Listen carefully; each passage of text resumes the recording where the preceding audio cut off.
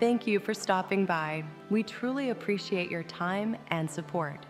Whether you're here for the first time or coming back, it means a lot to have you with us on this journey. There's always something new to discover. Now let's go and get to where we want to get to.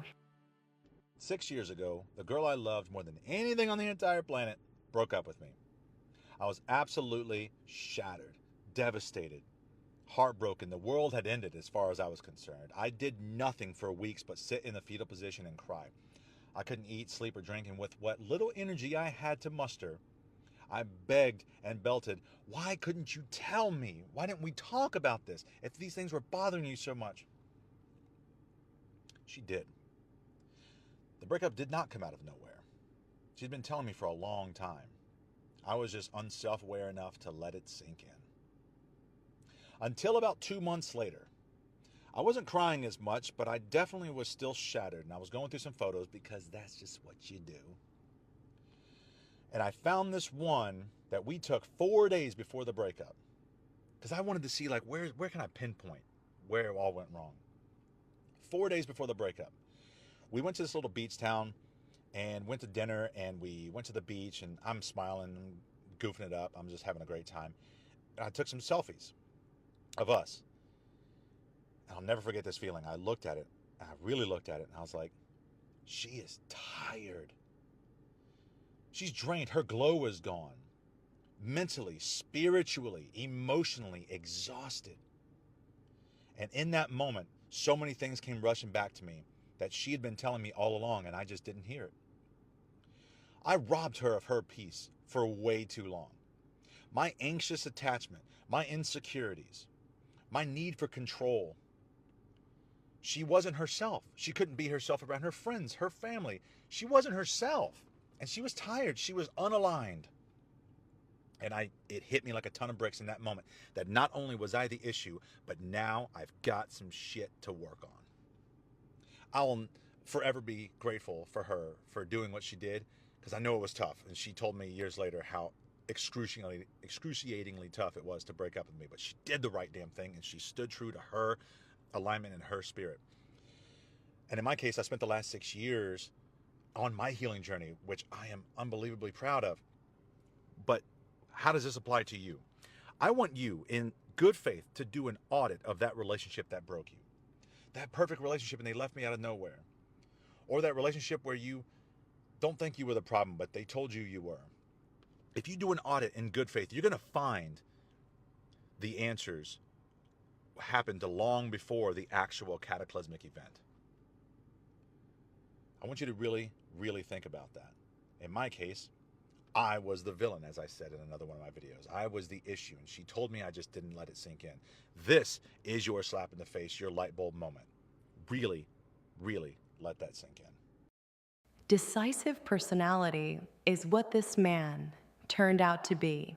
All that time he wondered what it was he did. Why was it that she parted with him? Until looking at a picture in a box of memories, he wouldn't have guessed. But he did. It takes a strong person to see their capacity, and even more compelling, to put it to use for what it is. For a short period of time, he has been broken-hearted and sad. But as the way of the world, he finally got it. He knows now what he has to do, and the wheels have begun to turn. I don't know what man needs to know and understand this, but if your girlfriend tells you that she wants to take a break or she needs space, just know that she's already cheating on you. And she might not have physically cheated, but she's likely already talking to somebody and has her backup plan lined up. It's not about being checked out of the relationship. It's not about like, oh, she needs to go find herself. What she is finding is other men. And you guys can put two and two together of finding other men actually means. And I hate to break it to you. Like, don't be dumb. You guys get stuck in this trap of like, oh, you want to be soft and nurturing and give her everything that she wants whenever the hell she wants it. And guess what? Before you know it, because you're taking her back so many times, you're in this spiral loop of being on again, off again, because guess what? When you're off, it's because the other dude came back. I can't stress it enough. There's no fucking thing as like, oh, I'm on a healing journey, blah, blah, blah, blah. Because guess what? As soon as she finds the love of her life, now all of a sudden she can heal while simultaneously be in a relationship. So if she's trying to leave you because she needs space, she needs to go find herself, she need all that bullshit that she's gonna tell you, she's lying. It is because there is someone else. And before all the salty ass women come up in my comments, you may have not initially gone on that first date until 3 months later, but guess what? You were definitely Snapchatting that man. You were definitely talking to that man. There was someone that you were entertaining when you decided that you needed space. And a lot of you men need to get your self-worth up, get your value up, and stop going back and forth. Do not give her space. Do not chase her. Do not text her. Do not call her. And when she tries to hit you up in a month, 3 months, however long it is before she hits you up, and sometimes she might even try to drag you back in just to see if she can get you back because she's toxic as hell, because there's women out there that will intentionally only hit you up to see if you are single and see if she can get you back before she drops the ball again. It is one sick cycle of manipulation. I can't stress it enough. The person that wants you for you and wants to be with you for real is not going to give you up or give an opportunity for someone else to have you or any opportunity to even lose you in the first place. Okay, bye. What a shame to find someone and have no truth in her heart, to avoid all aspects of human development and think that all men and women are treated equally. While she might be right once in a while, it is not part of the human component. Because people think for themselves, and thinking for you means the universal door is open. Man and women are exactly what they are supposed to be. They respond the way they have to. They add communication the way they have to. They are exactly the way they have to be. There is no one that is going to change them, ever. Unfortunately, there is an uncommon truth to this point, and it must be addressed. One human is never going to change another. They will find ways to work together and live together, but you will always have differences in their relationship. So you see, the changes won't be forever. One of them in the couple will choose to go their own way, maybe even pass. But rest assured they will separate. And when that happens, you will have a brand new beginning. There is no need to distort anyone. Telling you this information is almost a waste. You won't even know it happened. The point has always been for you to know when you are not here anymore. And with relation to those people, they are going to do what they are going to do no matter what.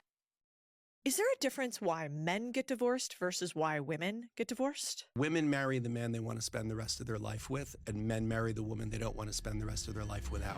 When a man feels like there are no options left for this to become what it is he wanted it to be when he envisioned it, they tap out. And women, when they feel like they're already alone. My experience of women in divorce is that when they are alone and with someone, that's when they kind of go like, okay, I'm already done. That's why a lot of women, when they have affairs, it's, I think, very often the soft place to land, or it's a way to prove to themselves that it's really over. Like, I couldn't have done this if I really loved this person. Whereas a lot of men just like have affairs because they're just dumb. They're just like, it was like bright, shiny object. It's a symptom of some other thing. An attorney, what a valuable job that must be. Hired for his precious skill and the deliverance of law, especially when a couple has a difference of opinion. In this case, he briefly tells you why a woman chooses to leave her husband. She had a wider understanding, which is why the divorce comes more natural to her. On the other hand, the husband considers affairs just something to pass the time. Both answers are correct. You see, when a couple gets married, they automatically sign a contract, and they both have to agree to disband the agreement.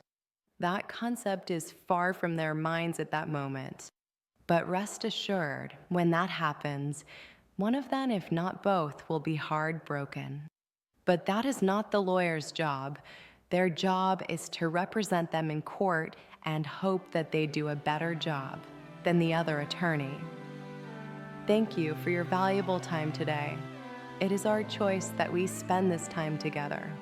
While you may or may not see some of these videos for what they are, always remember these are only two choices that are given to us to make our best decision. We don't know whether they're winners or losers, no one does. It is simply an abstract thought, helping to make you think. Thanks again.